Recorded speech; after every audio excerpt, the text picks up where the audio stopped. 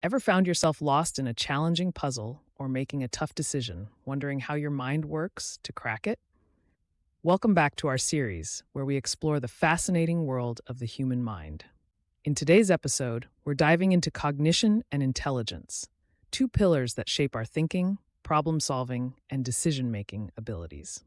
Let's start with cognitive processes, those mental activities that help us understand, process, and store information. Think about the last time you solved a complex problem. What steps did your mind go through? These processes include thinking, problem solving, and decision making. They are interlinked and often occur simultaneously. Let's break each one down in detail. Thinking. Thinking involves mentally manipulating information to form concepts, solve problems, reason, and make decisions. It's the process of using your mind to consider something carefully. Consider Einstein's development of the theory of relativity. It wasn't a single eureka moment, but a series of complex thoughts and experiments. His cognitive processes were constantly at work, rethinking concepts of space and time. Thinking can be categorized into various types. Critical thinking involves analyzing and evaluating information to reach a logical conclusion. Creative thinking, on the other hand, involves looking at problems or situations from a fresh perspective that suggests unorthodox solutions. Convergent thinking narrows the available solutions to find the best one, often used in standardized testing or specific problem-solving scenarios. Divergent thinking, however, expands the number of possible solutions and is often associated with creativity. Let's delve into critical thinking. Critical thinking is crucial in decision-making and problem-solving. It involves actively and skillfully conceptualizing, applying, analyzing, synthesizing, and evaluating information. For example, when a scientist evaluates an experiment's results, they use critical thinking to determine the validity of their hypothesis. This rigorous analysis helps ensure that conclusions are based on sound evidence and logic. Creative thinking, in contrast, is essential for innovation. It involves looking beyond the obvious to find novel ideas. Think about how J.K. Rowling created the Harry Potter universe. Her ability to think creatively allowed her to build a world that millions of people love and immerse themselves in. Creative thinking often requires stepping outside conventional boundaries and exploring new perspectives. Both types of thinking are vital. Critical thinking helps us make sound decisions based on evidence and reasoning, while creative thinking allows us to innovate and see possibilities beyond the norm. They complement each other, with critical thinking refining creative ideas into feasible solutions. Problem solving. Problem solving is the mental process of finding solutions to difficult or complex issues. It's about overcoming obstacles and achieving goals. There are various strategies for problem solving. Trial and error involves trying different solutions until you find one that works. Algorithms are step-by-step procedures that guarantee a solution. Heuristics are general rules of thumb or strategies that simplify decision-making. The Wright brothers are a classic example of problem solving through trial and error. They didn't succeed on their first attempt. They faced numerous failures but kept tweaking their designs. Their persistence and problem-solving skills led to the first successful flight. Their story demonstrates the importance of perseverance and adaptability in solving complex problems. Thomas Edison's invention of the light bulb is another excellent example. Edison tried thousands of different materials for the filament before finding one that worked. His perseverance and problem-solving approach highlight the importance of resilience in the face of failure. Edison's famous quote, "I have not failed, I've just found 10,000 ways that won't work," underscores his problem-solving mindset. However, problem-solving can be hindered by various barriers. A mental set is a tendency to approach problems in a particular way, often based on past experiences. This can limit our ability to see new solutions. Functional fixedness is another barrier where we fail to see new uses for familiar objects. Overcoming these barriers involves being open to new experiences and willing to take risks. Flexibility and creativity are essential in finding innovative solutions. Practicing divergent thinking exercises, such as brainstorming multiple uses for everyday items, can help break down these barriers. Decision making. Decision making is about choosing between alternatives. It's influenced by several factors, including personal biases, risk assessment, and the weighing of potential outcomes. There are different decision-making models. The rational decision-making model involves a systematic analysis of a problem, generating multiple solutions, evaluating these solutions, and choosing the best one. This model assumes that decision-makers have complete information and can objectively evaluate options. Bounded rationality, proposed by Herbert Simon, suggests that individuals are limited in the information they can process and the time they have to make decisions. Therefore, they often settle for a satisficing solution, one that is good enough rather than optimal. This concept recognizes the practical constraints on decision-making. Intuitive decision-making involves relying on gut feelings or instincts. This approach can be effective in situations where time is limited and quick decisions are needed. However, it also carries the risk of biases and errors.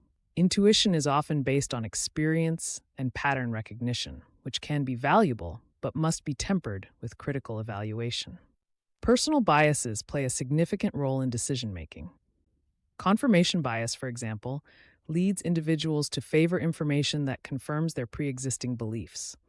Anchoring bias occurs when people rely too heavily on the first piece of information they encounter. These biases can skew our judgment and lead to suboptimal decisions. Consider a CEO making a strategic business decision. They might use a rational decision-making model, analyzing market data, evaluating potential risks and rewards, and consulting with experts. However, their personal biases, such as overconfidence or risk aversion, can influence their final decision. Effective leaders must recognize and mitigate these biases to make more informed choices. Effective decision-making often involves creating a pros and cons list, evaluating risks, and sometimes even relying on gut feelings. It's a complex process that requires both analytical skills and emotional intelligence. Balancing these elements helps ensure that decisions are well-rounded and considerate of various factors. Theories of intelligence. Next, let's explore the theories of intelligence. Intelligence is a broad and complex concept, and various psychologists have tried to define and measure it. Charles Spearman proposed the theory of general intelligence, or G. According to Spearman, a single factor underlies all cognitive abilities.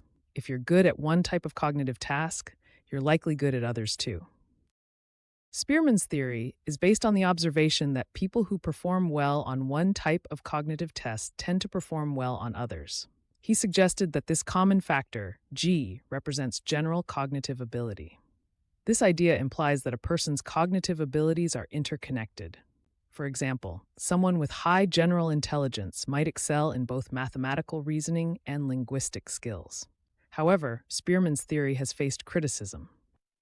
Some psychologists argue that intelligence is too complex to be captured by a single factor. They believe that multiple independent abilities contribute to a person's overall intelligence. Howard Gardner challenged Spearman's view with his theory of multiple intelligences. Gardner identified 8 distinct intelligences, each one independent of the others. Gardner's intelligences include linguistic, logical mathematical, musical, spatial, bodily kinesthetic, interpersonal, intrapersonal, and naturalistic. Linguistic intelligence involves sensitivity to spoken and written language, the ability to learn languages, and the capacity to use language to accomplish certain goals. Think of writers, poets, and effective communicators.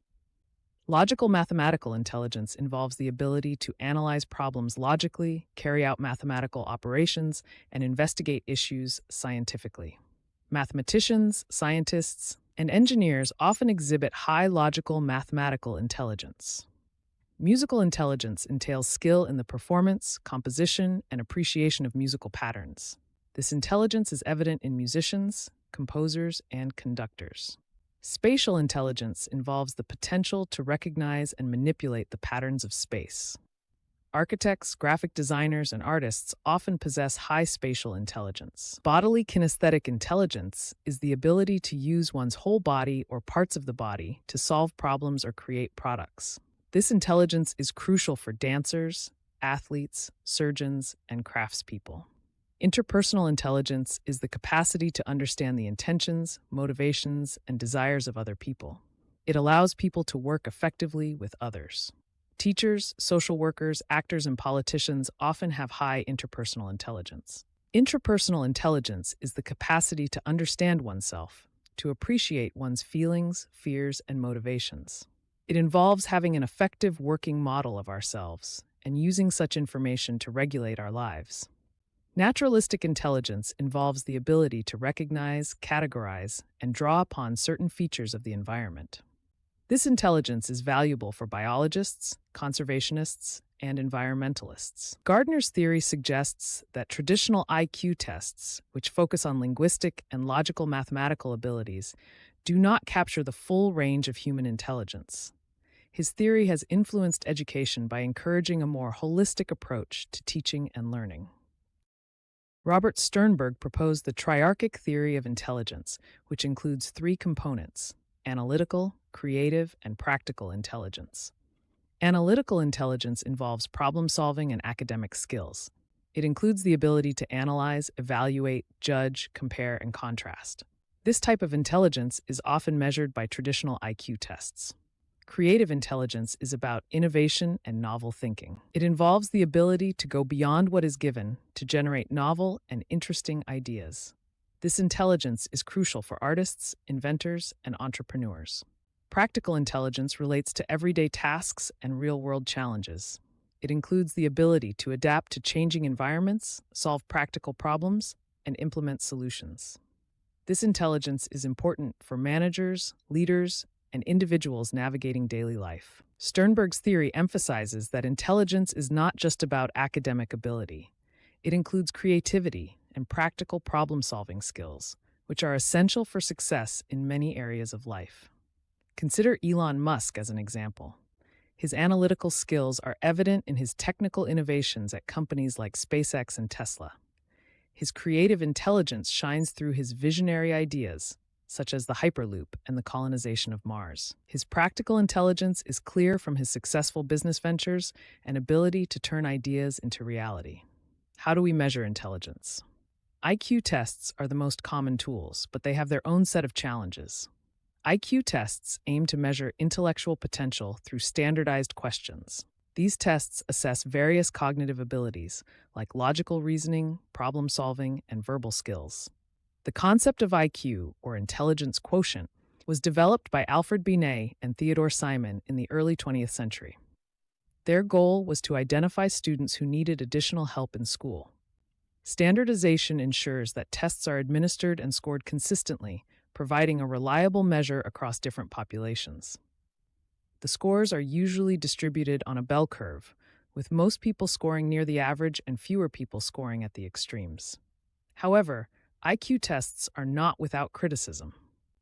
Bias can affect the fairness and accuracy of these tests, especially for individuals from different cultural or socioeconomic backgrounds. Analysis of different types of biases in testing: cultural bias, socioeconomic bias, language bias. Case studies and research findings on the impact of bias on test results.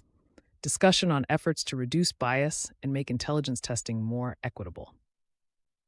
Let's shift gears to emotional intelligence, or EQ. It's the ability to understand and manage your own emotions and the emotions of others. EQ involves self-awareness, self-regulation, motivation, empathy, and social skills. It's just as important as traditional intelligence, if not more so, in many areas of life. Explanation of each component of emotional intelligence with examples.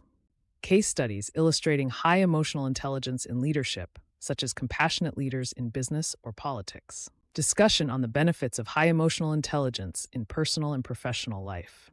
Emotional intelligence can be developed through mindfulness practices, empathy exercises, and effective communication techniques. It's about being aware of your emotions and learning how to manage them constructively. Practical tips and exercises for improving emotional intelligence. Analysis of programs and interventions designed to enhance EQ in schools and workplaces. Now, let's answer some of your questions about cognition and intelligence. How can I improve my problem-solving skills? Great question. Practice is key. Engage in activities that challenge your mind, like puzzles and strategic games. Try to approach problems from different angles and don't be afraid to make mistakes. Each one is a learning opportunity. Can emotional intelligence be learned? Absolutely. Emotional intelligence can be developed through mindfulness practices, empathy exercises, and effective communication techniques. It's about being aware of your emotions and learning how to manage them constructively. Are IQ tests the best way to measure intelligence? IQ tests are one way to measure certain aspects of intelligence, but they're not the whole picture. Intelligence is multifaceted, encompassing creativity, emotional understanding, practical skills, and more. A holistic approach provides a better understanding of an individual's capabilities. Understanding cognition and intelligence gives us valuable insights into how we think, solve problems, and make decisions. It helps us appreciate the diversity of human abilities and the importance of emotional intelligence in our daily lives. Thanks for joining us in this exploration of cognition and intelligence. Don't forget to like, subscribe, and hit the notification bell so you never miss an episode. See you next time. In this episode, we delve into the intricate world of cognition and intelligence. Explore cognitive processes like thinking, problem-solving, and decision-making, and learn about influential theories from Spearman, Gardner, and Sternberg. Discover how intelligence is measured through IQ tests and the impact of bias. We also highlight the crucial role of emotional intelligence in personal and professional success. Packed with engaging case studies and viewer candor, this episode offers valuable insights into the workings of the human mind.